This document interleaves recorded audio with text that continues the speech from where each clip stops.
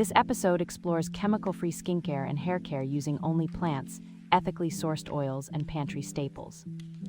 Viewers discover a simple morning routine featuring a honey yogurt cleanser, a cucumber toner, and a soothing oat mask.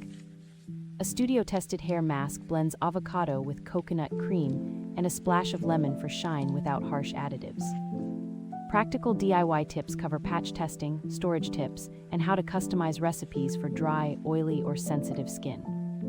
With real-life anecdotes, the host explains benefits of calming chamomile, antioxidant green tea, and gentle botanical oils for everyday glow.